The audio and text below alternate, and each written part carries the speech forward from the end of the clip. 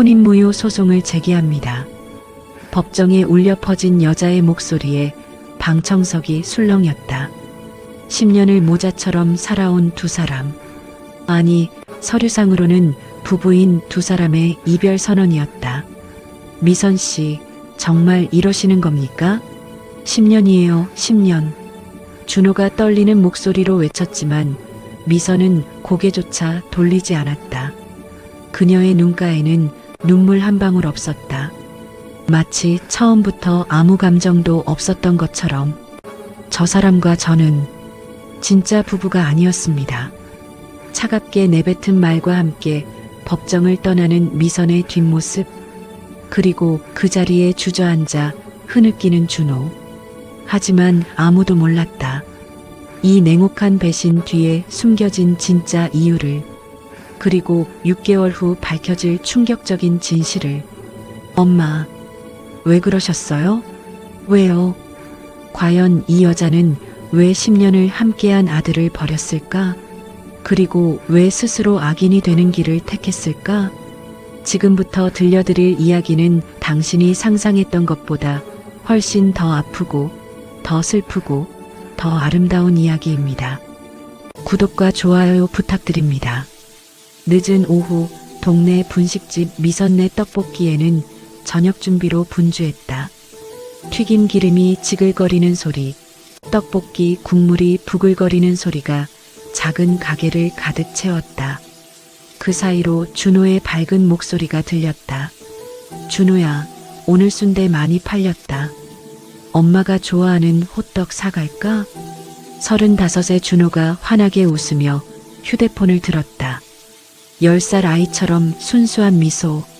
사람들은 그 미소를 보며 준호를 좋아했다. 하지만 전화는 계속 연결되지 않았다.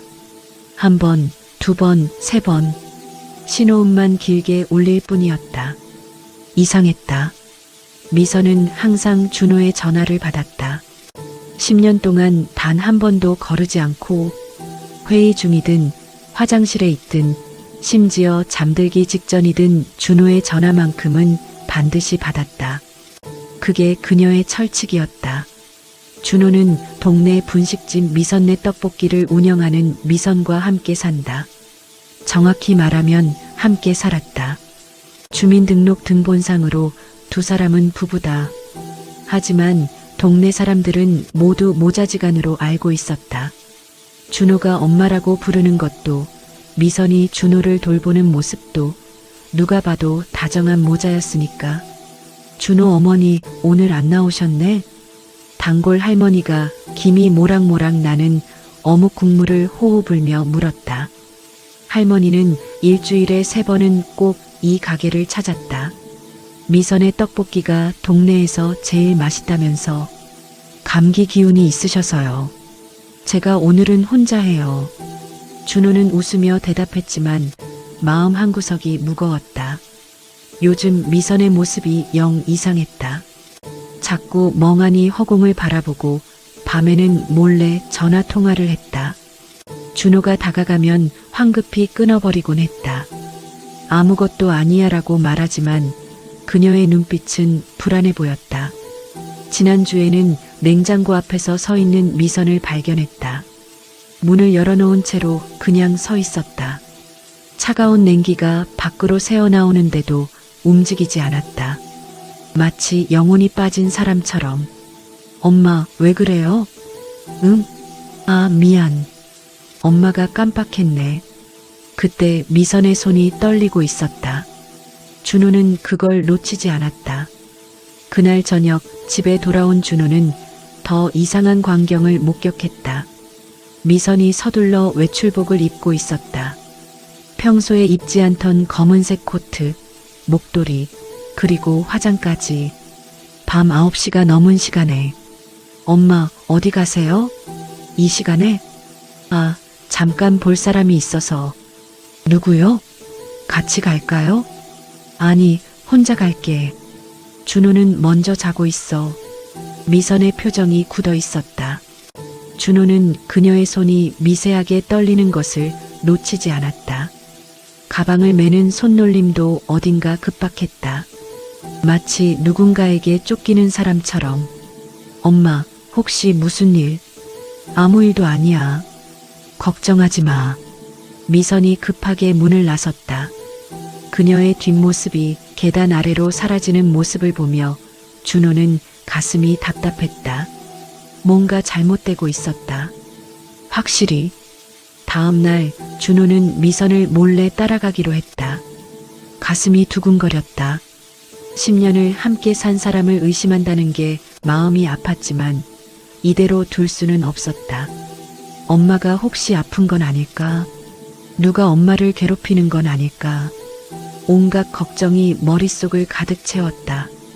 오후 2시 미선은 평소보다 일찍 가게 문을 닫았다. 몸이 안 좋아서라는 핑계였지만 준호는 알고 있었다. 어제도 그저께도 똑같은 핑계였다는 것을. 미선은 버스를 탔다. 준호도 조심스럽게 뒤를 따랐다. 새 정거장을 지나 미선이 내린 곳은 은행 앞이었다. 준호는 맞은편 편의점에 숨어서 지켜봤다. 은행에 들어간 미선. 1시간이 지났다. 준호는 초조하게 시계를 들여다봤다. 그렇게 오래 걸릴 일인가? 대체 무슨 일로? 마침내 미선이 나왔을 때 손에는 두툼한 봉투가 들려 있었다. 준호는 숨을 죽였다. 저건 분명 현금이었다. 저렇게 큰 봉투에 담긴 현금이라면 적어도 몇백만 원은 될 것 같았다. 미선은 주변을 두리번거렸다. 마치 누가 보고 있는지 확인하는 것처럼. 그리고 근처 카페로 향했다. 작은 골목 안쪽의 조용한 카페. 준호는 카페 창문 너머로 조심스럽게 들여다봤다. 그리고 한 남자를 만났다. 40대 중반쯤 되어 보이는 양복을 입은 남자. 날카로운 인상에 차가운 눈빛. 결코 좋은 사람처럼 보이지 않았다.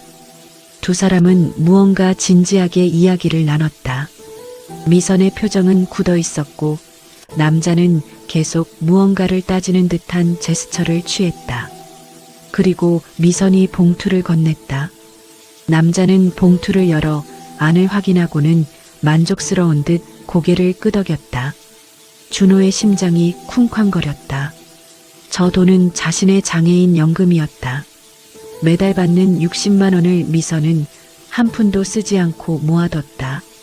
준호 미래를 위해서라고 했다. 그런데 지금 그 돈을 낯선 남자에게 건네고 있었다. 준호는 집으로 돌아와 서랍을 뒤졌다. 통장이 보관된 서랍. 손이 떨렸다. 제발 아니길 제발.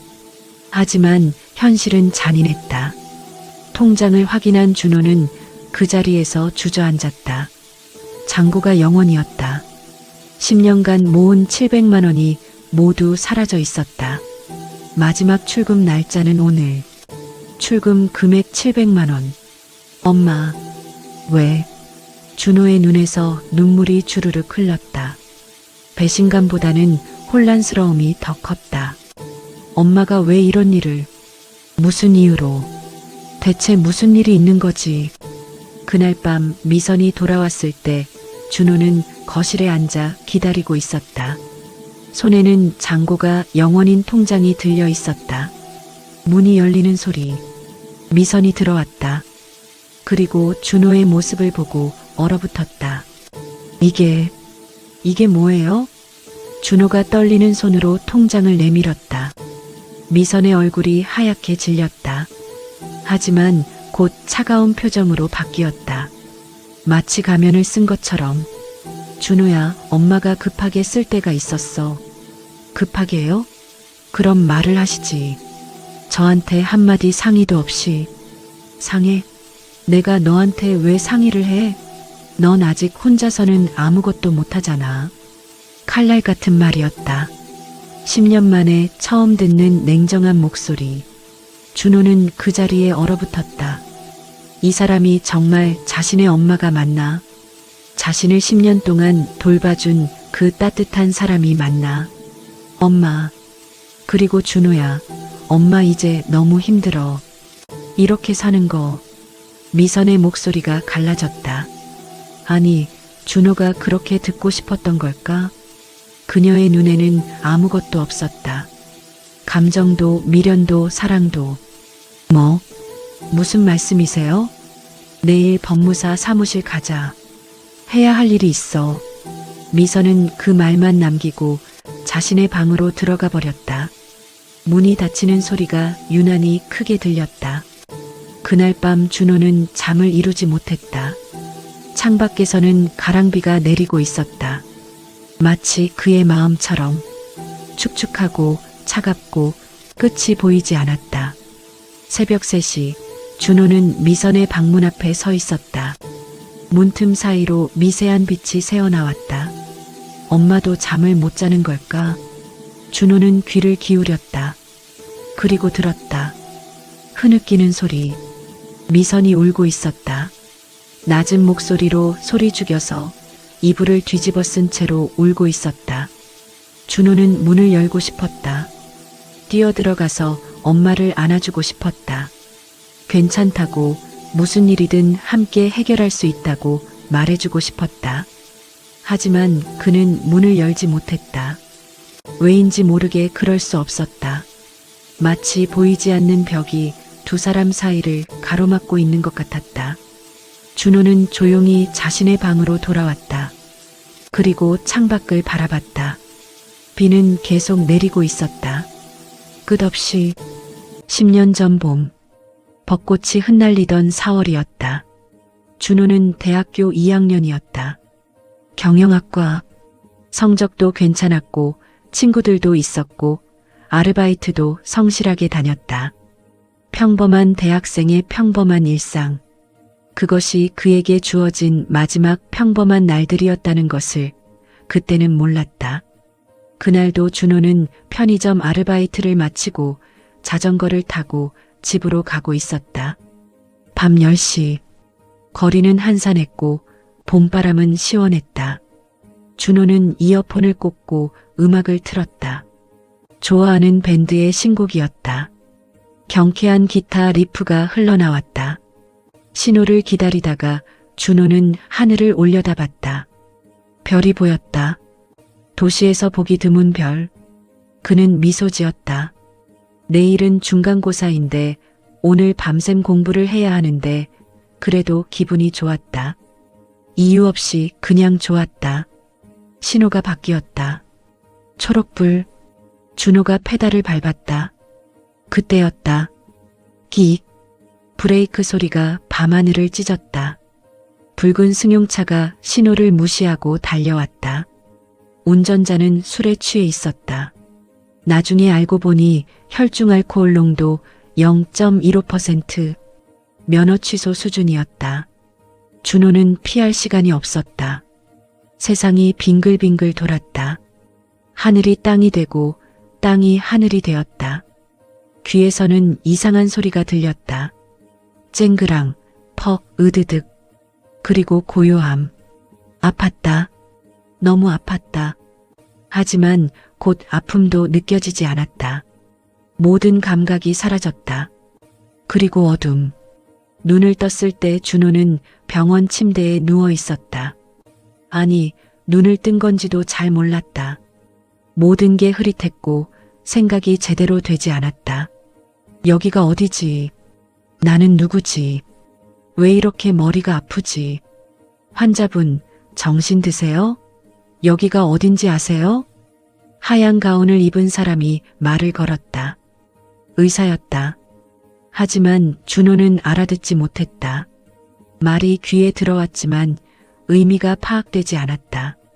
말이 제대로 나오지 않았다. 혀가 꼬이고 입술이 말을 듣지 않았다. 마치 입안에 솜을 가득 넣은 것 같았다. 외상성 뇌손상입니다. 교통사고로 머리를 강하게 부딪혔어요. 전두엽과 측두엽 일부가 손상되었고 인지 기능과 언어 기능에 장애가 왔습니다. 재활 치료를 받으면 어느 정도 회복 가능하지만 완전히 예전으로 돌아가기는 어려울 것 같습니다. 의사의 설명은 계속됐지만 준호는 알아들을 수 없었다. 그저 천장만 멍하니 바라봤다. 형광등이 너무 밝았다. 눈이 부셨다. 눈물이 났다. 부모님은 준호가 10살 때 교통사고로 돌아가셨다. 아이러니하게도 준호와 똑같이 술 취한 운전자가 신호를 무시해서 그 사고로 엄마는 현장에서 즉사했고 아빠는 3일 후 병원에서 숨을 거뒀다. 형이 있었다. 5살 위인 재석. 하지만 형은 준호를 사랑하지 않았다. 부모님이 돌아가신 후 형은 준호를 귀찮아했다. 내가 없었으면 내 인생이 이렇게 안 됐을 텐데라는 말을 자주 했다. 준호가 고등학교를 졸업하자마자 형은 연락을 끊었다. 이제 다 컸으니 알아서 살아라는 말 한마디 남기고 그리고 사라졌다. 병원비는 가해자 보험으로 해결됐지만 문제는 그 다음이었다. 재활치료에는 보호자가 필요했다. 매일 병원에 나와서 환자를 돌보고 재활운동을 도와야 했다. 말하기 연습, 걷기 연습, 기억력 훈련. 모든 것에 보호자가 필요했다. 보호자 연락처가 어떻게 되시나요? 사회복지사가 물었다. 없습니다. 형제분은요? 연락이 안 돼요. 친척은요? 없어요. 사회복지사도 난처해했다. 25 청년이 연고자 없이 혼자라니 참 안타까운 일이었다. 그때 미선이 나타났다. 제가 해도 될까요? 40대 초반의 미선은 그 병원에서 간병인으로 일하고 있었다. 5년째 같은 병원에서 일하며 수많은 환자를 봐왔다. 태어나자마자 버려진 아기, 가족에게 방치된 노인, 혼자 투병하는 중년 남성. 삶의 어두운 면을 너무 많이 봤다. 준호를 처음 본 날부터 그녀는 신경이 쓰였다.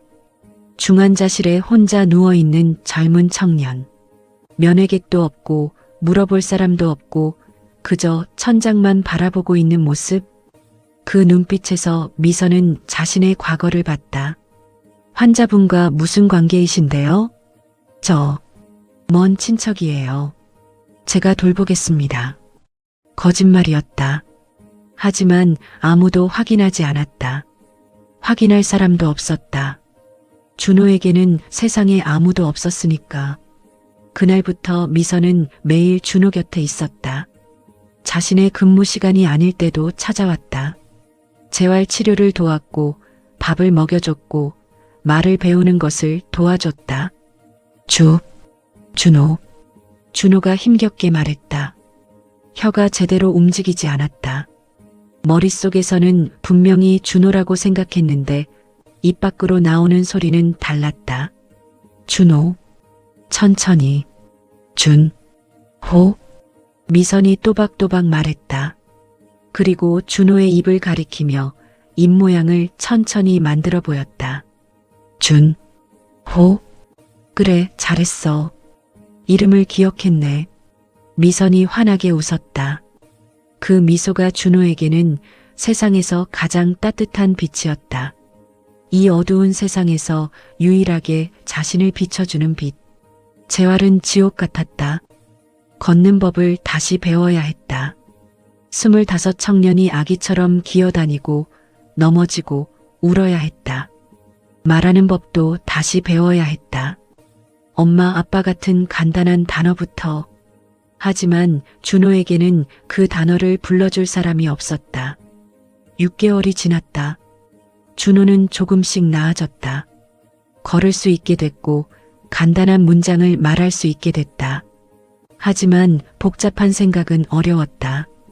갑자기 방향을 잃거나 방금 한 말을 잊어버리거나 감정 조절이 안 되는 경우가 많았다. 이제 퇴원하셔도 됩니다. 다만 계속 재활치료는 받으셔야 하고 혼자 생활하기는 어려우니 보호자와 함께 지내야 합니다. 의사의 말에 미선과 사회복지사는 눈을 마주쳤다. 이제 어디 갈 데 있어요? 사회복지사가 조심스럽게 물었다. 없어요. 준호가 고개를 떨구었다. 갈 곳이 없었다. 학교는 자퇴했고 자취방은 이미 빼졌고 형은 연락이 안 됐다. 그럼 그룹홈 알아봐야겠네요. 장애인 공동생활 가정인데 여러 사람이 함께 생활하면서 제가 데려가겠습니다. 미선이 나섰다. 사회복지사와 의사가 놀란 표정으로 그녀를 바라봤다. 네. 하지만 미선 씨도 생활이 있으시잖아요. 제가 돌볼게요. 이 친구를. 법적으로 아무 관계도 아닌데. 상관없어요. 저 혼자 사니까 같이 살면 돼요. 미선의 목소리는 단호했다. 한번 마음먹으면 꺾이지 않는 그녀의 성격을 아는 사람들은 더 이상 말리지 않았다. 그렇게 준호는 미선의 집으로 갔다. 작은 원룸이었다. 방 하나, 부엌 겸 거실, 화장실, 전부였다. 하지만 준호에게는 천국 같았다. 준호야, 여기가 이제 내 집이야. 엄마가 지켜줄게. 엄마. 준호가 그 단어를 따라 말했다. 재활치료 때 수없이 연습했던 단어. 하지만 부를 사람이 없었던 단어. 이제 부를 수 있었다. 응, 엄마. 이제부터 나는 내 엄마야. 준호의 눈에서 눈물이 주르륵 흘렀다. 미선도 울었다. 두 사람은 한참을 안고 울었다. 피 한 방울 섞이지 않았지만 그날 그들은 진짜 가족이 되었다. 미선에게도 사연이 있었다. 결혼 3년 만에 유산을 했다. 그것도 2번이나. 3번째 임신 때 의사는 말했다. 더 이상 임신을 시도하면 산모의 생명이 위험합니다. 남편은 차갑게 돌아섰다. 아이도 못 낳는 여자랑 뭐하러 사냐. 이혼 서류가 던져졌고 미선은 혼자가 됐다. 그 상처는 10년이 지나도 아물지 않았다. 그래서 준호가 더 애틋했다. 이 아이는 하늘이 자신에게 보내준 아들이었다. 하지만 곧 그들은 현실의 벽에 부딪히게 된다. 냉혹한 법의 벽에. 준호가 미선의 집에서 생활한 지 1년이 지났다. 계절이 4번 바뀌었다. 봄에는 함께 공원을 산책했고, 여름에는 집에서 수박을 먹었고, 가을에는 단풍 구경을 갔고, 겨울에는 눈사람을 만들었다. 미선은 간병인 일을 그만두고 작은 분식집을 차렸다. 미선네 떡볶이. 오픈한 지 한 달 만에 동네 맛집으로 소문났다. 떡볶이 맛도 좋았지만 미선의 따뜻한 성격이 사람들을 끌어들였다.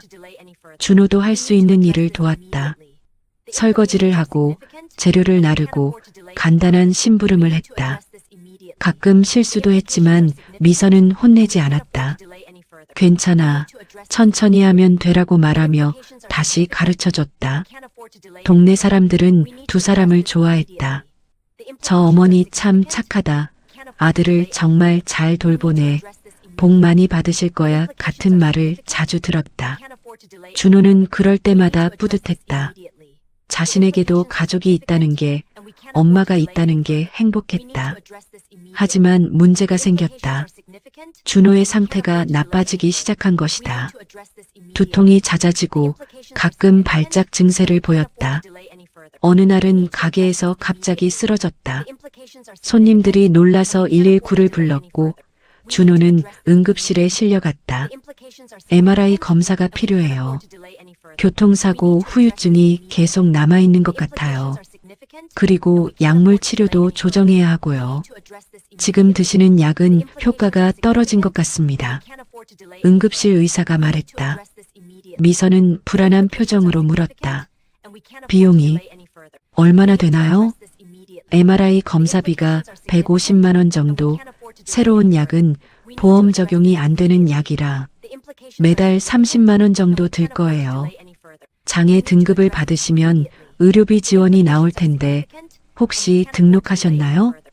아직 안 했어요. 그럼 빨리 신청하세요. 보호자가 계시면 절차가 훨씬 쉬워요. 미선은 곧바로 구청으로 달려갔다. 다음 날 아침 일찍 문을 여는 시간에 맞춰서 장애인 복지 담당 부서를 찾았다. 장애 등록을 하고 싶은데요. 그리고 의료비 지원도 받을 수 있다고 들었어요. 네, 가능하십니다. 먼저 서류를 작성해 주시고요. 보호자 관계가 어떻게 되시나요? 제가 돌보고 있어요. 가족관계 증명서 있으세요? 배우자나 직계가족이어야 보호자 자격이 인정되는데 저희는 법적으로는 가족이 아니에요. 담당 공무원의 표정이 난처해졌다. 그러시면 지원이 어렵습니다. 장애인 연금이나 의료비 감면은 가족이 있어야 신청이 가능해요. 아니면 법적 후견인을 선임하셔야 하는데 그것도 절차가 복잡하고 시간이 오래 걸립니다. 최소 6개월은 걸리고요. 하지만 이 사람은 가족이 없어요. 저밖에 없다고요. 미선의 목소리가 떨렸다. 담당 공무원은 안타까운 표정으로 고개를 저었다. 법적으로는 성인이시니까 본인이 직접 신청해야 하는데 의사 능력이 제한적이시면 어려워요. 정말 죄송합니다. 저희가 도와드릴 수 있는 게 없네요. 미선은 구청 복도에 주저앉고 싶었다. 준호를 살리려면 돈이 필요했다. 하지만 법적으로 아무 관계도 아닌 그들에게는 지원의 손길이 닿지 않았다. 그날 밤 미선은 잠을 이루지 못했다. 인터넷을 검색하고 복지 관련 카페에 글을 올리고 여기저기 문의했다. 장애인 연금, 의료비 감면, 각종 복지 혜택. 모두 가족이어야만 받을 수 있었다. 입양도 알아봤다. 하지만 성인을 입양하는 것은 거의 불가능에 가까웠다. 가정법원의 허가를 받아야 하고 정당한 이유를 증명해야 하고 절차도 복잡했다. 그리고 무엇보다 시간이 없었다. 준호는 지금 당장 치료가 필요했다. 엄마 괜찮아. 나 안 아파. 다음날 준호가 두통을 꾹 참으며 웃는 모습에 미선의 마음은 찢어졌다. 이마에 식은땀이 맺혀 있었고 얼굴은 창백했다. 아픈 게 분명한데 걱정시키지 않으려고 애쓰는 모습. 준호야, 엄마가 해결할게. 걱정하지 마. 하지만 어떻게? 방법이 없었다. 며칠 후 미선은 지푸라기라도 잡는 심정으로 법무사 사무실을 찾았다. 인터넷에서 성인 입양을 검색하다가 발견한 곳이었다. 상담료 3만 원을 내고 법무사를 만났다. 제가 돌보는 사람이 있는데요. 성인 남성이고 장애가 있어요. 법적으로 가족이 되려면 어떻게 해야 하나요? 입양 말고 다른 방법은 없을까요? 법무사는 잠시 생각하더니 조심스럽게 입을 열었다. 혼인신고를 하시면 됩니다. 네. 미선은 자신의 귀를 의심했다. 혼인신고, 자신이 키운 아들과 법적으로 가장 빠르고 확실한 방법이에요. 배우자가 되면 모든 복지 혜택을 받을 수 있습니다. 의료비 지원, 장애인 연금, 각종 세금 감면, 배우자 자격으로 다 가능해요. 하지만 그건 우리는 모자 같은 사이인데 물론 실제로 부부관계를 유지하라는 게 아닙니다. 서류상으로만 그렇게 하시는 거죠. 법적으로 문제 없어요. 두 분 다 성인이시고 본인의 동의만 있으면 됩니다. 물론 준호 씨가 의사 표현이 가능해야 하고요. 미선은 숨이 막혔다. 자신이 키운 아들과 부부가 되라니. 세상에 이런 방법밖에 없다니. 다른 방법은 정말 없나요? 후견인 제도가 있긴 하지만 시간이 너무 오래 걸려요. 그리고 복지 혜택도 배우자만큼 폭넓게 적용되지 않습니다. 급하시면 혼인신고가 최선입니다. 집으로 돌아온 미선은 하루 종일 고민했다. 윤리적으로 옳은 일인가? 사람들이 알면 뭐라고 할까?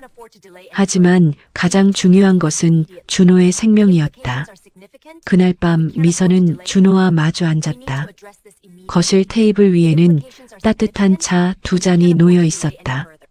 준호야, 엄마가 할 얘기가 있어. 응, 엄마. 준호가 순수한 눈빛으로 미선을 바라봤다. 우리 결혼하자. 결혼? 준호가 고개를 갸웃했다. 결혼이 뭔지 잘 이해하지 못하는 표정이었다. 아니, 그게 아니라 서류상으로만 그렇게 하는 거야. 그러면 준호가 아플 때 병원비 도움도 받고 여러 가지 지원도 받을 수 있어. 하지만 우리는 지금처럼 엄마랑 아들이야. 알겠지? 응. 엄마 말이면 다 좋아. 준호가 환하게 웃었다. 그 순수한 미소에 미선은 가슴이 미어졌다. 이 아이는 세상의 복잡함을 모른다. 법이 뭔지, 사회의 시선이 뭔지, 윤리가 뭔지. 그럼 엄마랑 계속 같이 살 수 있어? 그럼 당연하지. 평생 같이 살 거야. 좋아. 나 엄마 없으면 안 돼. 일주일 후 두 사람은 구청에 갔다. 혼인신고서를 작성했다. 신랑 이름 옆에 이준호, 신부 이름 옆에 강미선. 서명을 하는 미선의 손이 떨렸다. 구청 직원은 이상한 눈빛으로 그들을 바라봤다. 나이 차이가 10년이 넘었고 두 사람의 분위기가 연인 같지 않았다. 하지만 묻지 않았다. 서류상 문제가 없으니까 이제부터 법적으로 부부십니다. 축하드립니다. 도장이 찍히는 순간 미선은 묘한 기분이 들었다. 이게 맞는 걸까? 하지만 선택의 여지가 없었다. 준호를 살리는 길은 이것뿐이었다. 그날 집으로 돌아오는 길, 준호가 물었다. 엄마, 우리 이제 뭐야? 서류상으로는 부부야. 하지만 우리는 엄마랑 아들이야. 절대 잊지 마. 응, 엄마는 내 엄마야.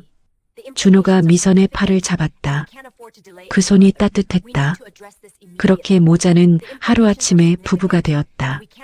하지만 그들의 일상은 바뀌지 않았다. 여전히 엄마와 아들로 살았다.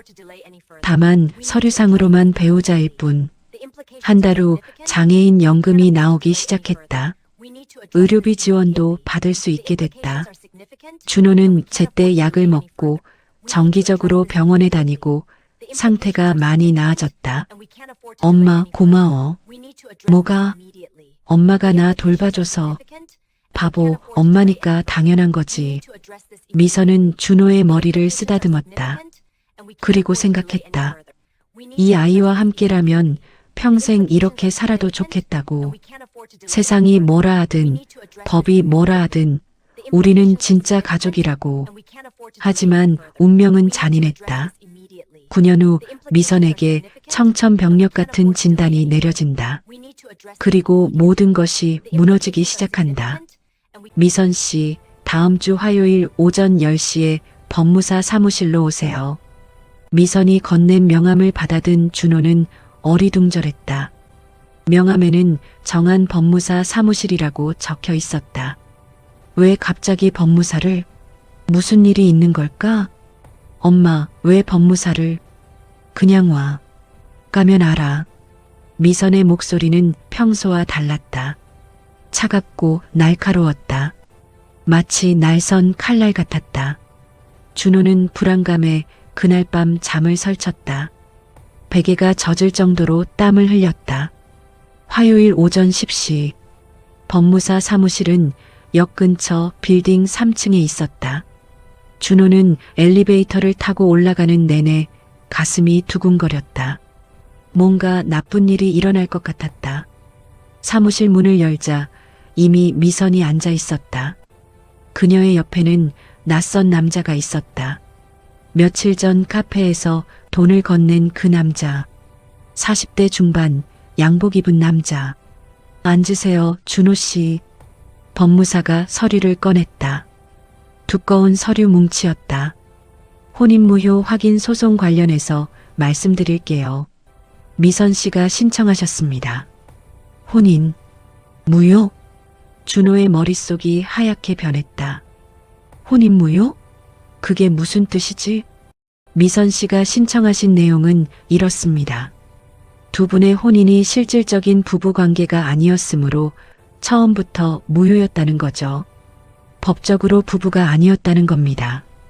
엄마, 이게 무슨... 준호가 미선을 바라봤다. 하지만 그녀는 고개를 돌렸다. 창밖을 바라보며 아무 말도 하지 않았다. 양쪽이 동의하시면 법원 조정으로 간단하게 끝납니다. 준호 씨, 동의하시겠습니까? 싫어요. 싫다고요. 준호가 벌떡 일어서며 소리쳤다. 법무사 사무실에 그의 외침이 울렸다. 옆 사무실에서 사람들이 놀라 쳐다봤다. 왜요, 엄마? 내가 뭘 잘못했어요? 말해요. 내가 고칠게요. 미선은 대답하지 않았다.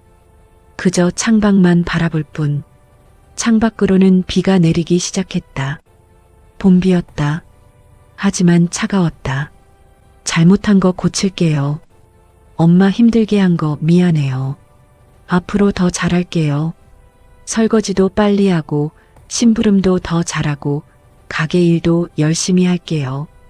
엄마 말 다 들을게요. 준호의 목소리가 점점 높아졌다. 울먹이는 목소리. 법무사도 난처한 표정으로 미선을 바라봤다. 준호야. 미선이 처음으로 입을 열었다. 그 목소리에는 감정이 없었다. 마치 기계가 말하는 것 같았다. 엄마는 이제 지쳤어. 10년이 너무 길었어. 칼날 같은 말이었다. 준호의 가슴에 꽂히는 칼. 너 돌보느라 내 인생이 다 갔어. 나도 이제 40 중반이야. 나도 내 인생 살고 싶어. 연애도 하고 결혼도 하고 평범하게 살고 싶다고. 엄마, 너는 좋은 아이야. 정말 착한 아이지. 하지만 나는 이제 못하겠어. 미안해. 아니에요. 엄마, 나 없으면 안 돼요. 나도 없으면 안 돼. 내 인생도 살아야 해. 미선의 목소리가 조금 떨렸다. 아니, 준호의 착각이었을까? 그녀의 눈빛은 여전히 차가웠다. 서명해. 그게 엄마한테 해줄 수 있는 마지막이야. 법무사가 동의서를 내밀었다. 준호의 손이 떨렸다. 눈물이 주르륵 흘렀다. 서류 위로 눈물이 떨어졌다. 울먹이며 준호는 서명했다. 자신의 이름 석자가 그렇게 쓰기 힘들었던 적이 없었다. 손이 떨려서 글씨가 삐뚤삐뚤했다. 마치 초등학생이 쓴 글씨 같았다. 잘했어. 고마워, 준호야. 미선이 일어섰다. 그리고 뒤도 돌아보지 않고 사무실을 나갔다. 구두 소리가 복도에 울렸다. 딸깍, 딸깍, 딸깍. 그 소리가 점점 멀어졌다. 그리고 사라졌다. 준호는 그 자리에 주저앉아 울었다. 어깨가 떨렸고 온몸이 떨렸다. 법무사는 어색하게 물 한 잔을 건넸다. 준호 씨, 힘내세요. 그리고 이거. 법무사가 봉투를 건넸다. 미선 씨가 드리라고 했어요. 당분간 생활비래요. 봉투 안에는 50만 원이 들어 있었다. 그리고 짧은 쪽지. 당분간 생활비. 앞으로 혼자 살아야 해. 새 집도 알아봐. 마이너스 미선. 준호는 봉투를 바닥에 내던졌다. 돈이 사방으로 흩어졌다. 싫어. 돈 필요 없어. 엄마. 엄마만 있으면 돼. 그날부터 준호의 지옥 같은 나날이 시작됐다. 미선은 집에 돌아오지 않았다. 짐도 다 빼갔다. 옷장에는 준호의 옷만 남아 있었다. 미선의 방은 텅 비어 있었다. 마치 처음부터 아무도 없었던 것처럼. 준호는 분식집 문을 열었다. 하지만 혼자서는 제대로 운영할 수 없었다. 주문을 잘못 받고 음식을 태우고 거스름 돈을 잘못 계산했다. 손님들은 수군거리기만 했다. 미선 씨 어디 갔대? 부부 싸움했나 봐. 요새 사이가 안 좋던데. 부부? 난 모자지간인 줄 알았는데? 아니래. 혼인신고 되어 있대. 근데 나이 차이가 좀 나잖아. 뭔가 이상한 사이였나 봐. 그러게. 처음부터 좀 이상했어. 소문은 빠르게 퍼졌다. 그리고 동네 사람들의 시선이 달라졌다. 동정에서 의심으로, 호의에서 경계로, 일주일 후 준호는 가게 문을 닫았다. 더 이상 할 수 없었다. 손님들의 수군거림을 견딜 수 없었다. 준호는 홀로 집에 남았다. 밥도 제대로 못 먹고 씻지도 못했다. 옷도 며칠째 같은 것을 입었다. 약 먹는 것도 잊어버렸다. 두통이 다시 찾아왔지만 병원에 갈 엄두가 나지 않았다. 엄마, 엄마. 준호는 매일 밤 미선의 방에 누워 울었다. 그녀의 옷에서 나는 냄새가 그리웠다. 함께 보던 TV, 함께 먹던 밥상, 함께 걷던 산책로. 모든 게 그리웠다. 한 달이 지났다. 준호는 거울도 보지 않았다. 볼 필요가 없었다. 어차피 누가 보는 것도 아니니까. 머리는 산발이 되고 수염은 덥수룩하게 자랐다. 10kg이 빠졌다. 눈은 푹 꺼졌고 얼굴은 해골처럼 앙상해졌다. 그러던 어느 날 초인종이 울렸다. 띵동. 준호는 무시했다. 어차피 자신을 찾는 사람은 없으니까. 하지만 초인종은 계속 울렸다. 띵동, 띵동, 띵동. 누구세요? 준호가 문을 열었다. 그리고 그 자리에 굳어버렸다. 오랜만이다, 준호야. 40대 후반의 남자가 서 있었다. 준호는 그를 알고 있었다. 형 재석이었다. 15년 만에 나타난 형. 형? 형님? 어우, 이게 무슨 꼴이냐? 사람이 왜 이래? 재석이 인상을 찌푸렸다. 하지만 그의 눈빛은 차가웠다. 연민도 걱정도 없었다. 그저 차가운 눈빛. 그리고 그 뒤에 미선이 서 있었다. 마. 준호의 목소리가 떨렸다. 미선은 여전히 고개를 돌렸다. 준호와 눈을 마주치지 않았다. 들어가자. 할 얘기가 있어. 재석이 거침없이 집 안으로 들어왔다. 마치 자신의 집인 것처럼. 그리고 소파에 앉으며 준호를 내려다봤다. 준호야, 이제부터 형이랑 살아야겠다. 뭔가 잘못되고 있었다. 크게 잘못되고 있었다. 그리고 이것은 시작에 불과했다. 형님, 왜 갑자기? 준호는 혼란스러웠다. 15년 전 자신을 버리고 떠난 형. 내가 없었으면 내 인생이 이렇게 안 됐을 텐데라고 말하며 연락을 끊은 그 형이 왜 지금 나타난 걸까? 왜긴 왜야? 형제잖아. 동생 혼자 이렇게 고생하는데 형이 나서야지. 재석의 말은 그럴듯했지만 눈빛은 달랐다. 그의 시선은 집안을 훑고 있었다. 거실, 부엌, 방. 마치 무언가를 평가하는 것처럼. 얼마짜리 집인지, 뭐가 있는지 확인하는 것처럼. 미선 씨 말 들었어. 내가 요새 혼자 지낸다며? 밥도 제대로 안 먹고, 약도 안 먹고. 그래서 형이 온 거야. 이제부터 형이 돌봐줄게. 하지만 형님은 저한테 옛날 일은 다 잊어. 형도 철이 없었어. 미안하다. 이제부터 새로 시작하자. 준호는 재석의 말을 믿고 싶었다.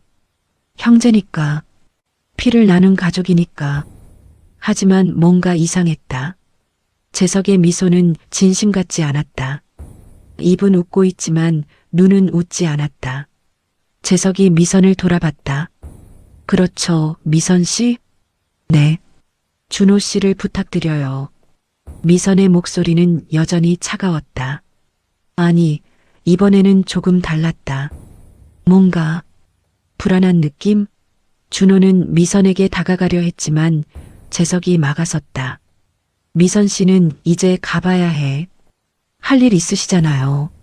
네, 그럼. 준호 씨, 잘 지내요. 엄마, 엄마. 준호가 외쳤지만 그녀는 멈추지 않았다. 현관문이 닫히는 소리가 들렸다. 쿵. 그 소리가 준호의 가슴에 울렸다. 준호의 세상이 무너지는 소리 같았다. 야, 정신 차려. 이제 엄마는 없어. 형이랑 살아야지. 재석이 준호의 어깨를 탁 쳤다. 그 손길이 무겁고 차갑게 느껴졌다. 그날부터 재석은 준호의 집에 눌러 앉았다. 아니, 정확히는 재석의 집이 되었다. 모든 것이 달라졌다. 분위기가, 공기가, 온도가. 야, 밥 차려. 첫날 저녁 재석이 소파에 앉아서 말했다. 명령하는 말투였다. 형님, 저 밥 잘 못해요. 그럼 배워. 형이 가르쳐 줄게. 하지만 재석은 아무것도 가르쳐 주지 않았다. 그저 이것도 못하냐, 멍청하게라는 말만 반복했다. 설거지 안 했어? 게으르게. 내 옷 좀 빨아놔. 뭐 하냐, 안 움직이고. 방 청소 좀 해. 더럽네. 재석은 준호를 부려먹기 시작했다. 처음 며칠은 그래도 괜찮았다. 형이니까, 가족이니까. 하지만 시간이 갈수록 심해졌다. 형님, 저 오늘 머리 아파요. 머리 아픈 건 나도 마찬가지야. 이래. 약 좀 먹어야 하는데. 약값 누가 되는데? 형이 되는 거 몰라. 그러니까 일이나 해. 뭐 하나 제대로 하는 게 없어. 준호는 하루하루가 지옥이었다. 미선이 그립고 옛날이 그리웠다. 엄마와 함께 밥 먹고 TV 보고 웃던 그 시간들. 하지만 어쩔 수 없었다. 형 말을 들어야 했다. 그게 동생의 도리니까. 한 달쯤 지났을까? 집은 더 이상 준호의 집이 아니었다. 재석의 친구들이 드나들기 시작했다. 밤늦게까지 술을 마시고 시끄럽게 떠들고 준호를 하인처럼 부렸다. 야, 저기 술 떨어졌다. 편의점 다녀와. 안주 좀 더 만들어 와. 빨리. 쓰레기 좀 치워. 냄새 나잖아. 준호는 새벽 2시까지 일했다. 다들 잠든 후에야 자신의 방에 들어갈 수 있었다. 그리고 울었다. 소리 죽여서 이불을 뒤집어 쓰고. 그러던 어느 날 재석이 중요한 이야기를 꺼냈다. 준호야, 아버지 유산 이야기 해야겠다. 유산? 준호는 처음 듣는 이야기였다. 아버지가 유산을 남겼다고? 아버지가 돌아가시기 전에 부동산 하나 사두셨어. 작은 상가 건물인데 지금 시세로 2억 정도 돼. 몰랐어요. 형이 그동안 관리했어. 월세도 받고. 그걸 이제 정리해야 할 것 같아서. 재석이 서류를 꺼냈다. 복잡한 법률 용어가 가득한 서류. 그거 반반 나눠야 하잖아. 근데 내가 장애가 있으니까 형이 관리해 줄게. 서류에만 서명하면 돼. 내 몫은 형이 잘 관리해서 나중에 줄게. 믿지? 서명. 2억? 응, 형한테 위임하는 거. 걱정 마. 내 목 1억은 형이 잘 보관했다가 나중에 줄게. 내가 혼자 관리하면 사기당할 수도 있잖아. 준호는 뭔가 이상했지만 형을 믿었다. 피부치니까, 형제니까. 15년 만에 찾아온 형이 자신을 속일 리 없다고 생각했다. 여기. 세 군데만 서명하면 돼. 재석이 친절하게 알려줬다. 준호는 떨리는 손으로 서명했다. 자신의 이름 석자를. 그리고 도장을 찍었다. 잘했어. 우리 동생 착하네. 재석이 준호의 어깨를 툭툭 쳤다. 그 순간 재석의 눈빛이 변했다. 차가운 눈빛. 마치 사냥감을 잡은 맹수 같은. 서명을 한 다음 날 재석의 태도가 180도 달라졌다. 이제 내 쓸모는 다 했어. 네. 부동산 명의 이전 끝났어. 이제 다 형 거야. 100% 내 거. 하지만 형님이 반반이라고. 반반? 누가 그래? 증거 있어? 재석이 비웃었다. 그 얼굴에는 악마가 있었다. 너 같은 놈이 재산을 가져? 뇌도 제대로 안 돌아가는 주제에? 웃기지 마. 내가 뭘 안다고? 준호는 망치로 머리를 맞은 것 같았다. 귀에서 웅웅 소리가 났다. 형님, 저를 속인 거예요? 속인 게 아니라 똑똑하게 처리한 거지. 바보는 바보답게 살아야지. 형님은 무슨, 이제 나갈 준비해. 이 집도 팔아야 하거든. 월세 계약 해지했어. 일주일 안에 나가. 여기가 제 집인데요. 엄마랑 살던 집인데. 내 집? 계약자가 누군데? 미선 씨잖아. 그 사람 나갔으니까 새로 계약해야 하는데 집주인이 안 받겠대. 그러니까 나가라고. 재석은 준호의 삶을 완전히 무너뜨렸다. 재산도 집도 형제에도 모두 거짓이었다. 며칠 후 더 놀라운 일이 벌어졌다. 재석이 갑자기 준호에게 친절하게 굴기 시작한 것이다. 준호야, 밥 먹었어? 형이 치킨 시켰는데 같이 먹을래? 형님, 왜 이러세요?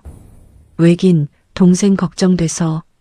미안해, 형이 요새 일이 많아서 너한테 좀 소홀했지. 뭔가 이상했다. 재석의 연기 같은 친절. 그리고 그날 미선이 다시 나타났다. 그녀는 일주일에 한 번씩 집을 방문하기 시작했다. 그리고 재석과 무언가 이야기를 나눴다. 준호가 다가가면 대화를 멈췄다. 엄마, 준호 씨, 형님 말씀 잘 들어요. 형님이 잘 돌봐주실 거예요. 엄마는 왜 자꾸 형님이랑 무슨 일 있는 거예요? 아무 일도 없어요. 형님이 준호 씨 잘 돌봐주시잖아요. 고마운 분이에요. 미선의 말은 거짓말 같았다. 그녀의 눈빛은 슬펐고 손은 떨리고 있었다. 입술을 깨물고 있었다. 뭔가를 참고 있는 것 같았다. 밤마다 준호는 의문에 잠겼다. 뭔가 잘못됐다. 크게 잘못됐다. 엄마와 형 사이에 무슨 거래가 있는 것 같았다. 하지만 준호는 알 수 없었다. 이 모든 것이 계획된 연극이라는 것을, 그리고 그 연극의 중심에 더 큰 비밀이 숨어 있다는 것을. 3개월 전으로 시간을 되돌려보자. 모든 것이 시작된 그날로 미선은 병원 복도에 멍하니 앉아 있었다. 손에는 진단서가 들려 있었다. 종이가 바들바들 떨렸다. 손이 떨리는 건지 종이가 떨리는 건지 구분이 안 됐다. 췌장암 사기입니다. 전이가 많이 진행됐어요. 간, 폐, 림프절까지. 수술은 불가능하고요. 항암 치료를 하셔도 6개월에서 1년 정도. 의사의 말이 귀에 들리지 않았다. 6개월에서 1년. 그게 자신에게 남은 시간이라고. 아직 45인데. 아직 할 일이 너무 많은데. 하지만 미선의 첫 번째 생각은 자신이 아니었다. 준호였다. 준호는 어떡하지? 병원 화장실에 들어간 미선은 거울을 봤다. 창백한 얼굴, 핏기 없는 입술. 언제부터 이렇게 아팠을까? 요 몇 달 동안 속이 좋지 않았다. 소화도 안 되고 가끔 토하기도 했다. 하지만 대수롭지 않게 생각했다. 나이 들면 다 그런 거라고. 집으로 돌아온 미선은 책상 앞에 앉았다. 그리고 노트를 펼쳤다. 계산을 시작했다. 자신이 없어진 후 준호가 살아갈 방법을. 장애인 연금 월 60만 원, 월세 40만 원, 식비 30만 원, 병원비 20만 원, 최소 90만 원이 필요해. 하지만 문제는 돈이 아니었다. 준호는 혼자서 생활할 수 없었다. 누군가 옆에서 챙겨줘야 했다. 약 먹이고, 밥 차려주고, 병원 데려가고, 위험한 일 막아주고. 요양원? 아니야, 준호는 낯선 곳에 적응 못해. 며칠 만에 탈출할 거야. 보호시설? 거기는 더 열악하잖아. TV에서 봤어. 학대당하고 방치되고. 친구한테 부탁? 친구들도 다 바빠. 몇 달은 몰라도 평생은 무리야. 미선은 머리를 쥐어뜯었다. 답이 없었다. 그때 서랍 깊숙한 곳에서 오래된 명함 한 장이 나왔다. 김재석, 준호의 형, 휴대폰 번호가 적혀 있었다. 5년 전 재석이 한번 연락을 해온 적이 있었다. 준호가 어떻게 지내냐고, 돈이 필요하면 말하라고. 미선은 차갑게 거절했었다. 필요 없어요. 우리 잘 지내요. 다시는 연락하지 마세요. 하지만 지금은 달랐다. 선택지가 없었다. 미선은 떨리는 손으로 전화를 걸었다. 벨이 3번 울렸다. 여보세요? 재석 씨죠? 저 미선이에요. 준호 보호자. 아, 미선 씨. 오랜만입니다. 5년 만인가요? 무슨 일이세요? 만나서 이야기 좀 할 수 있을까요? 준호에 관해서 중요한 일이에요. 일주일 후 둘은 조용한 카페에서 만났다. 2층 구석자리. 사람들이 잘 오지 않는 곳. 그래서 무슨 일이신데요? 준호가 사고라도 났어요? 미선은 숨을 깊이 들이쉬었다. 그리고 말했다. 제가 아픕니다. 암이에요. 오래 못 살아요. 재석의 표정이 굳었다. 그게 저랑 무슨 상관이? 준호를 부탁하고 싶어요. 제가 죽고 나면 준호가 혼자 남아요. 형제는 재석 씨밖에 없잖아요. 미선 씨, 농담하시는 거죠? 저는 15년 동안 준호 얼굴도 안 봤어요. 왜 제가 그 애를 돌봐야 하는데요? 돈 드릴게요. 재석의 눈빛이 변했다. 귀가 쫑긋해졌다. 얼마? 제 생명보험금 2억 있어요. 그거 다 드릴게요. 대신 준호 평생 돌봐주세요. 2억이요? 재석이 턱을 만지작거렸다. 계산하는 눈빛이었다. 한 달에 200만 원씩 나눠드릴게요. 준호 생활비, 병원비 다 포함해서 10년이면 2억 4천만 원이에요. 계약서 쓰죠. 법적으로 확실하게. 잠깐만요. 그냥 한꺼번에 주면 되는 거 아니에요? 왜 나눠서? 미선의 눈빛이 날카로워졌다. 재석 씨, 솔직히 말할게요. 당신 믿을 수 없어요. 뭐라고요? 한꺼번에 주면 돈만 받고 준호 버릴 것 뻔해요.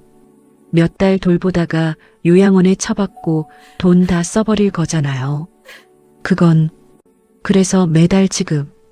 제 변호사한테 맡겨놨어요. 매달 준호 상태 확인하고 문제 없으면 돈 보내는 거예요.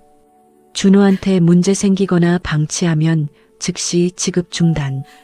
계약서에 다 명시할 겁니다. 재석은 불쾌한 표정을 지었지만 거절할 수 없었다. 2억은 큰 돈이었다. 월 200만 원이면 자신이 일하는 것보다 많았다. 좋아요. 계약서 씁시다. 하지만 조건이 있어요. 뭔데요? 제가 갑자기 나타나면 준호가 의심하지 않을까요? 15년 만에 나타난 형을 쉽게 받아들일까요? 미선도 그 부분을 걱정하고 있었다. 그건 제가 해결할게요. 어떻게요? 저를 나쁜 사람으로 만들어야 해요. 준호가 저를 싫어하고 미워하고 잊을 수 있게. 그래야 재석 씨를 받아들일 거예요. 그게 가능할까요? 10년을 함께 사셨는데 준호가 미선 씨를 엄마처럼 따르잖아요. 해야죠. 그게 준호를 위하는 길이에요. 미선의 눈에 눈물이 고였다. 하지만 흘리지 않았다. 참았다. 사랑하니까 떠나야 해요. 준호가 저를 잊어야 재석 씨한테 의지할 수 있어요. 재석은 미선을 빤히 쳐다봤다. 이 여자 진심이구나. 정말 준호를 위해 악역을 자처하려는구나. 알겠습니다. 하지만 연극을 하려면 철저하게 해야 해요. 준호가 눈치채면 안 되니까. 그렇게 거래가 성사됐다. 계약서에는 상세한 조건이 명시됐다. 준호의 건강 상태, 생활 환경, 정서적 안정. 모든 것을 체크하고 문제가 없어야 돈이 지급되는 시스템. 미선의 연극이 시작됐다. 차가운 태도, 돈을 빼가는 행위, 혼인무효 소송. 모든 것이 준호를 위한 계획이었다. 준호가 자신을 미워하게 만들어야 했다. 그래야 새로운 보호자를 받아들일 수 있으니까. 하지만 계획에 차질이 생겼다. 재석이 약속을 지키지 않은 것이다. 미선은 몰래 준호의 집을 지켜봤다. 창문 너머로, 골목 구석에서, 편의점에서, 그리고 확인했다. 재석은 준호를 하인처럼 부리고 있었다. 미선의 심장이 찢어졌다. 하지만 나타날 수 없었다. 나타나면 모든 계획이 무너진다. 참아야 했다. 더 큰 문제가 터졌다. 재석이 준호를 속여 아버지 유산을 가로챈 것이다. 미선은 뒤늦게 알았다. 재석이 준호에게 서명을 받았다는 것을. 재석 씨, 이건 약속과 다르잖아요. 미선이 전화로 따졌다. 약속? 전준호 돌봐주고 있잖아요. 밥도 주고 집도 제공하고 계약서에 재산 관리까지 하라고는 안 써 있었는데요. 재산을 가로채는 건 돌봐주는 게 아니에요. 당장 돌려주세요. 그래요? 그럼 계약 파기할까요? 전 상관없어요. 어차피 부동산 명의는 제 거니까. 재석이 비웃었다. 어차피 미선 씨 선택권 없잖아요. 저 아니면 준호 돌볼 사람 없어요. 제가 손 떼면 준호는 길거리에 나앉아요. 미선은 무너졌다. 재석은 악마였다. 하지만 어쩔 수 없었다. 다른 방법이 없었다. 준호를 길거리에 내몰 수는 없었다. 제발, 준호만은 잘 부탁해요. 돈 더 드릴게요. 월 300만 원 드릴게요. 그래요? 그럼 계약서 수정하죠. 월 300만 원. 좋습니다. 미선은 매달 300만 원을 보냈다. 자신의 병원비를 아껴서, 약값을 줄여서, 그리고 일주일에 한 번 준호를 보러 갔다. 멀리서 준호가 알아보지 못하게. 준호는 날로 초췌해졌다. 10kg이 빠졌고 눈빛은 죽어 있었다. 하지만 미선은 다가갈 수 없었다. 다가가면 모든 계획이 무너진다. 조금만 참아, 준호야. 엄마가 죽으면, 보험금 나오면, 재석이 제대로 돌볼 거야. 계약서에 다 써놨어. 변호사도 있고, 괜찮을 거야. 하지만 그것은 미선의 착각이었다. 재석은 처음부터 준호를 이용할 생각뿐이었다. 보험금 2억을 받는 순간 준호를 버릴 생각이었다. 미선은 몰랐다. 자신이 얼마나 순진한 생각을 했는지. 악마와 거래를 해서는 안 되는 법인데. 형님, 전화 왔어요. 어느 날 오후 준호가 재석의 휴대폰을 들고 왔다.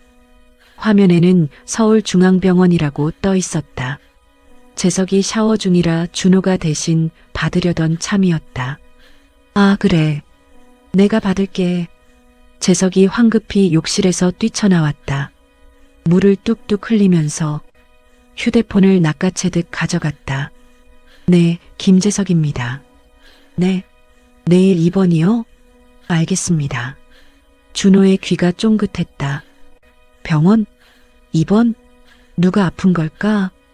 형님, 누가 아파요? 병원이라니. 아, 그냥 아는 사람. 신경 꺼. 내 알 바 아니야.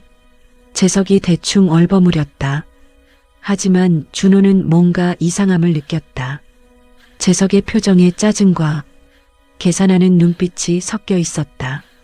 다음 날 재석은 일찍 외출했다. 저녁까지 올게라는 말만 남기고 정장을 입고 나가는 모습이 평소와 달랐다. 준호는 혼자 집에 남았다. 청소를 하다가 재석의 방에 들어갔다. 평소에는 들어가지 말라고 했지만 오늘은 재석이 없었다. 그리고 책상 위에서 서류 뭉치를 발견했다. 이게 뭐지? 서류를 펼쳤다. 첫 페이지에 큰 글씨로 보험금 수령 계약서라고 적혀 있었다. 준호는 천천히 읽기 시작했다. 머리가 아팠지만 집중했다. 피보험자 강미선, 수익자 김재석, 보험금 2억 원. 준호의 손이 떨렸다. 미선? 엄마 이름이 왜 여기에? 다음 페이지를 넘겼다. 그리고 더 충격적인 내용이 나왔다. 을김재석은 각각미선의 사망 후 이준호를 평생 보호할 의무가 있다. 월 200만 원. 아니, 수정됨. 월 300만 원을 준호 생활비 및 의료비로 지급받는다. 사망 후 엄마가 죽는다고? 준호의 머릿속이 하얗게 변했다. 서류를 더 뒤적이자 병원 진단서가 나왔다. 강미선, 췌장암 사기, 예상 여명 6개월 1년. 진단 날짜는 3개월 전이었다. 엄마가 아파? 3개월 전부터? 준호의 눈에서 눈물이 쏟아졌다. 그리고 모든 퍼즐이 맞춰지기 시작했다. 차가운 태도, 혼인무효 소송, 돈을 빼간 것, 재석의 등장, 모든 것이 연결됐다. 엄마는 자신을 버린 게 아니었다. 자신을 지키려고 한 거였다. 엄마, 나 때문에 혼자 아파하고 계셨구나. 준호는 그 자리에 주저앉아 울었다. 서류를 꽉 쥐고 그리고 결심했다. 엄마를 찾아야 한다. 계약서에 적힌 병원 이름을 보고 준호는 뛰쳐나갔다. 신발도 제대로 안 신고 지갑도 챙기지 않고 그저 엄마를 만나야 한다는 생각뿐이었다.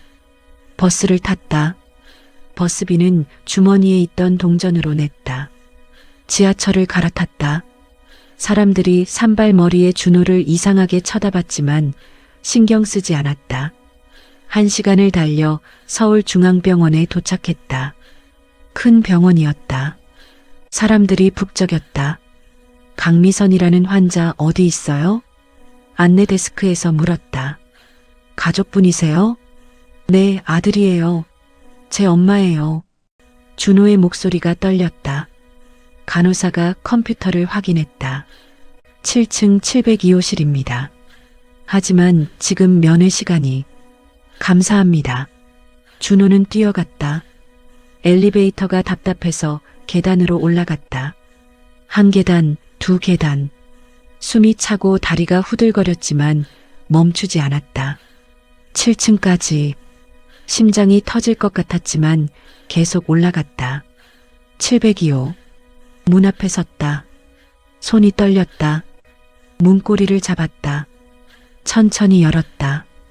그리고 멈춰섰다. 침대에 누워있는 여자. 머리카락이 대부분 빠지고 뼈만 앙상하게 남은 여자. 링거를 맞고 있었고 산소 마스크를 쓰고 있었다. 하지만 준호는 단번에 알아봤다. 엄마. 미선이 눈을 떴다. 그리고 준호를 보자 눈이 커졌다. 놀람, 당황, 그리고 슬픔. 여러 감정이 스쳤다. 준호야. 왜? 어떻게? 엄마. 준호가 침대로 달려갔다. 미선의 손을 잡았다. 그 손은 너무나 가늘고 차가웠다. 뼈만 남은 손. 이게 자신을 10년 동안 돌봐준 그 따뜻한 손이라니. 왜 말 안 했어요? 아프면 말했어야죠. 미안해. 엄마가 미안해. 미선의 목소리는 약했다. 겨우 들릴 정도였다. 아프면 같이 병원 다녔어야죠. 같이 치료받았어야죠. 왜 혼자 아파하셨어요? 준호야, 엄마는 너 혼자 남을까봐 무서웠어. 미선이 울먹이며 말했다. 산소 마스크 안쪽에 눈물이 고였다. 형한테 부탁한 거 다 알아요. 서류 봤어요. 돈 주고 나 돌봐달라고. 매달 300만 원씩. 엄마, 난 돈 필요 없어요. 형도 필요 없어요. 엄마만 있으면 돼요. 엄마만. 준호가 미선의 손을 꽉 잡았다. 놓치면 안 될 것 같았다. 엄마 아프면 내가 돌볼게요. 내가 약 드릴게요. 밥도 해줄게요. 설거지도 할게요. 엄마가 나한테 해준 것처럼. 이제 내가 엄마 돌볼 차례예요. 미선은 더 이상 참을 수 없었다. 눈물이 주르륵 흘렀다. 10년을 키운 아들, 자신의 전부였던 아들. 그 아이를 위해 악인이 되려 했지만 실패했다. 미안해, 준호야. 엄마가 바보였어. 너를 보호한다고. 떠나는 게 맞다고 생각했는데 너를 너무 아프게 했어. 엄마는 바보 아니에요. 엄마는 세상에서 제일 좋은 사람이에요. 제일 착한 사람이에요. 두 사람은 한참을 안고 울었다. 간호사가 들어왔다가 조용히 나갔다. 이들을 방해하고 싶지 않았다. 그때 병실 문이 벌컥 열렸다. 여기 계셨군요. 찾았네요. 재석이었다. 그는 상황을 파악하고 혀를 찼다.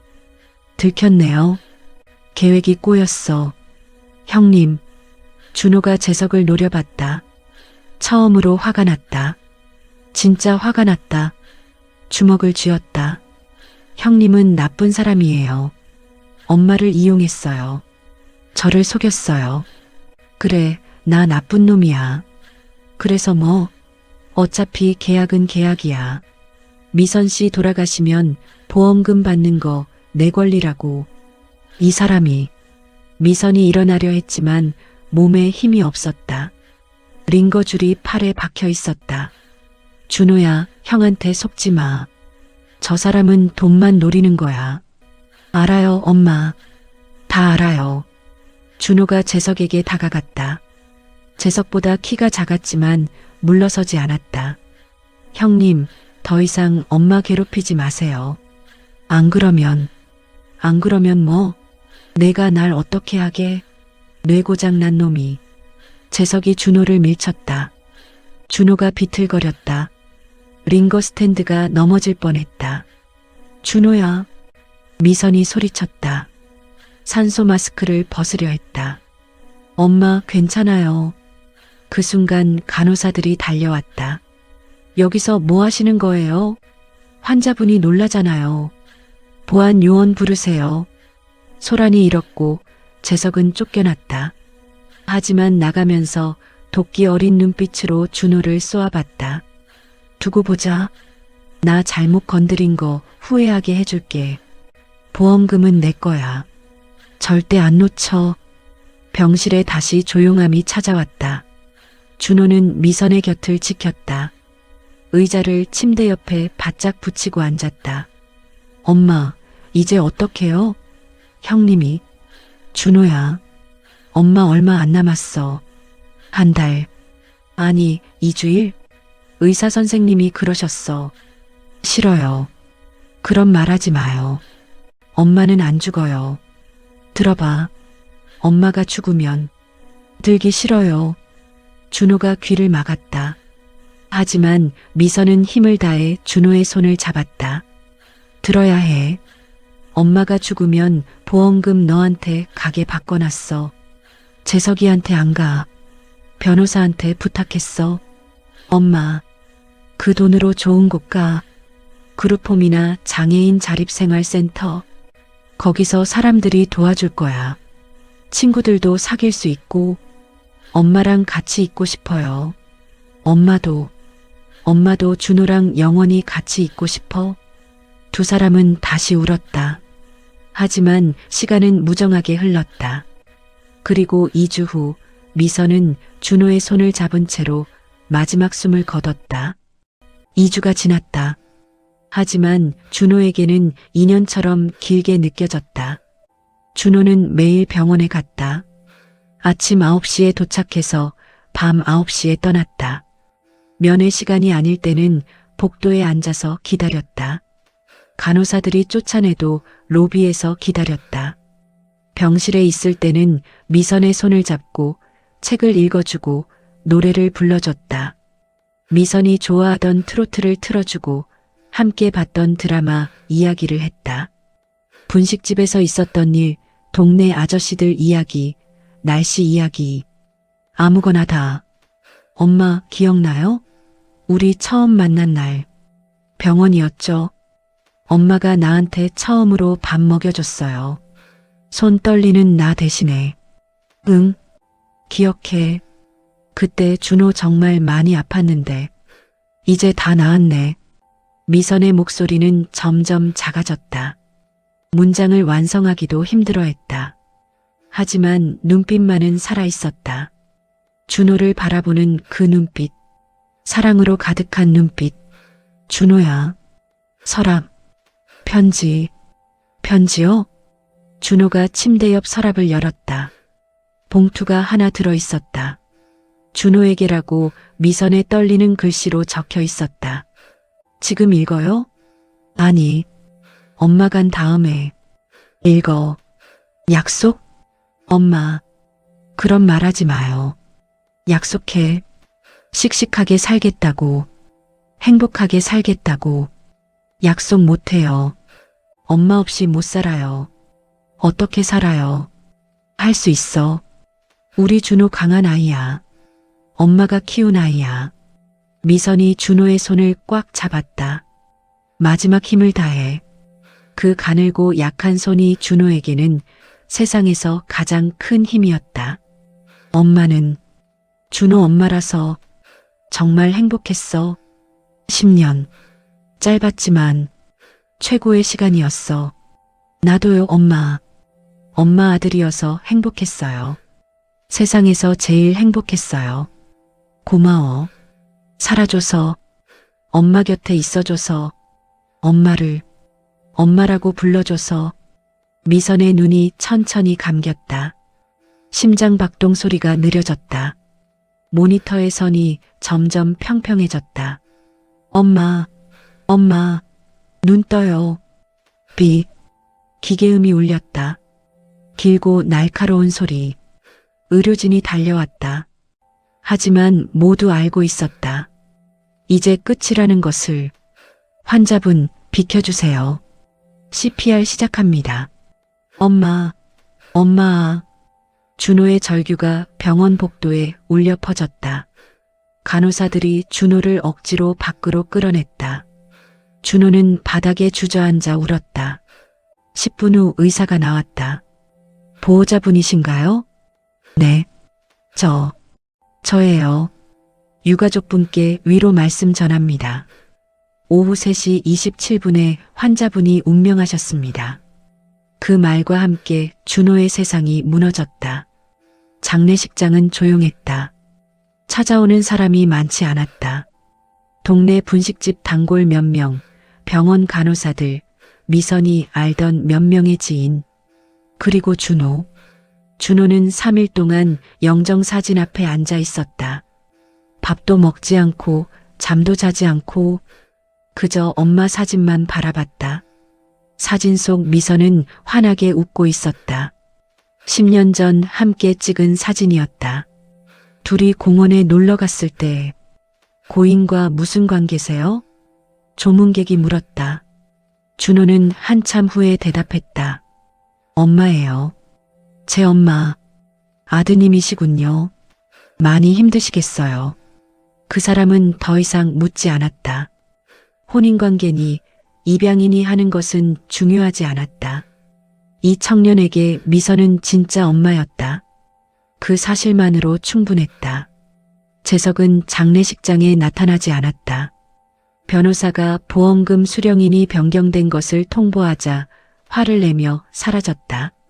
소송 걸겠다고 했지만 실행하지 못했다. 미선이 남긴 증거가 너무 많았으니까. 3일장을 치르고 준호는 집으로 돌아왔다. 아니, 더 이상 집이 아니었다. 월세 계약이 만료되어 나가야 했다. 짐을 쌌다. 많지 않았다. 옷 몇 벌, 사진 앨범, 그리고 미선의 편지. 준호는 빈 거실 바닥에 앉아 편지를 펼쳤다. 미선의 글씨체가 보였다. 떨리는 글씨. 하지만 정성스러운 글씨. 우리 준호에게 이 편지를 읽고 있다면 엄마는 이미 없겠지. 울고 있니? 많이 울어. 참지 마. 엄마도 지금 이 편지 쓰면서 울고 있어. 눈물 때문에 글씨가 잘 안 보여. 준호야, 엄마가 마지막으로 하고 싶은 말이 있어. 미안하다. 10년 동안 거짓말한 것, 아프다는 걸 숨긴 것, 차갑게 대한 것, 돈을 빼간 것, 형을 데려온 것, 모두 다 미안해. 준호 마음 많이 아팠지? 하지만 후회는 안 해. 엄마는 내가 혼자 남겨질까봐 너무 무서웠어. 밤마다 그 생각하면 잠이 안 왔어. 준호가 혼자 밥도 못 먹고 약도 못 먹고 길 잃고 헤매는 모습 상상만 해도 가슴이 찢어졌어. 그래서 최선이라고 생각되는 방법을 선택했어. 비록 그게 틀렸다는 걸 나중에 알았지만 형한테 부탁한 것도 너를 밀어낸 것도 모두 준호를 지키려고 한 거였어. 엄마는 그게 사랑이라고 생각했어. 준호야, 너는 엄마 인생의 축복이었어. 병원에서 처음 널 봤을 때부터 알았어. 이 아이는 내 아들이구나. 피는 안 섞였어도 마음으로 낳은 내 아들이구나. 10년이 짧았다고 생각하지 마. 그 시간은 엄마 평생 중에 가장 행복한 시간이었어. 너랑 밥 먹고, TV 보고, 산책하고, 손잡고 걷고, 그 평범한 일상이 엄마에겐 기적이었어. 준호야, 이제 혼자 살아야 해. 무섭겠지. 힘들겠지. 하지만 너는 할 수 있어. 엄마가 가르쳐 준 것들 기억하지? 아침에 일어나서 세수하고, 밥 먹고, 약 먹고, 힘들면 잠깐 쉬었다가 다시 하고, 넘어지면 일어나고, 울고 싶으면 울고, 부끄러워하지 말고, 그렇게 하루하루 살다 보면 어느새 시간이 흘러 있을 거야. 그리고 괜찮아질 거야. 완전히는 아니어도 조금씩. 변호사 이름이 편지 뒤에 적혀 있어. 그분이 보험금 관리해 줄 거야. 매달 생활비 나올 거고 좋은 곳도 알아봐 주실 거야. 믿고 따라. 그리고 언젠가 준호도 사랑하는 사람을 만나게 될 거야. 진짜 가족을 만들 수 있을 거야.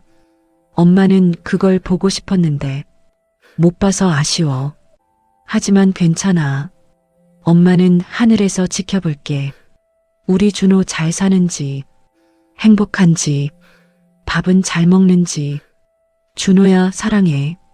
너무너무 사랑해. 세상에서 제일 사랑해. 내가 엄마 아들이 되어줘서 고마워. 엄마를 엄마라고 불러줘서 고마워. 행복해라, 우리 아들.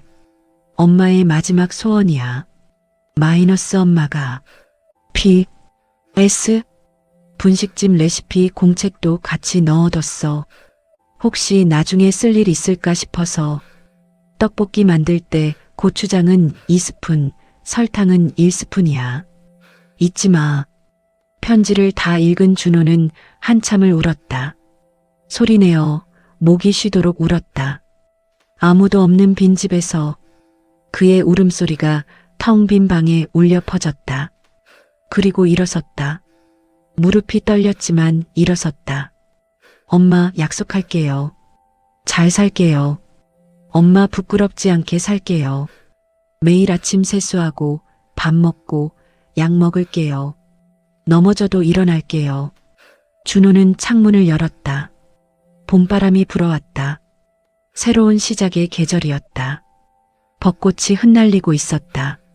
10년 전 엄마를 만난 그 계절. 엄마, 사랑해요. 하늘에서 지켜봐 주세요. 그리고 준호는 걷기 시작했다. 한 걸음 한 걸음. 앞을 향해. 1년 후. 준호는 작은 카페에서 일하고 있었다. 희망 카페라는 이름의 장애인 고용 카페.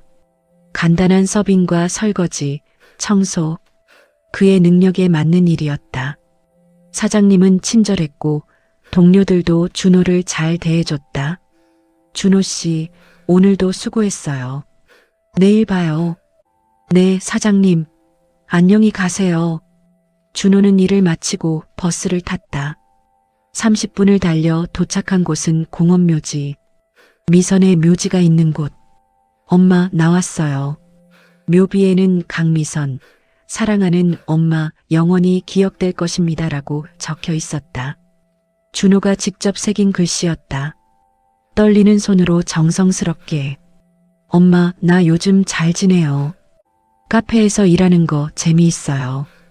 오늘은 손님이 내가 탄 커피 맛있다고 했어요. 사장님이 칭찬하셨어요. 준호는 묘비를 닦으며 이야기를 이어갔다.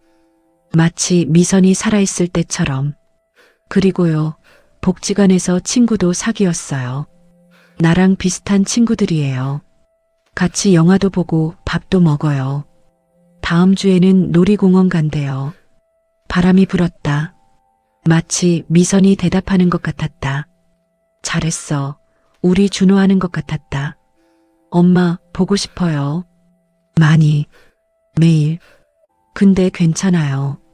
엄마가 준 사랑으로 살 수 있어요.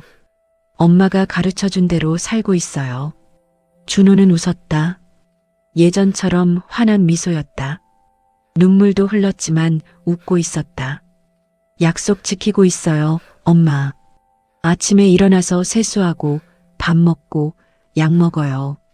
힘들 때도 있지만 엄마 생각하면 힘이 나요.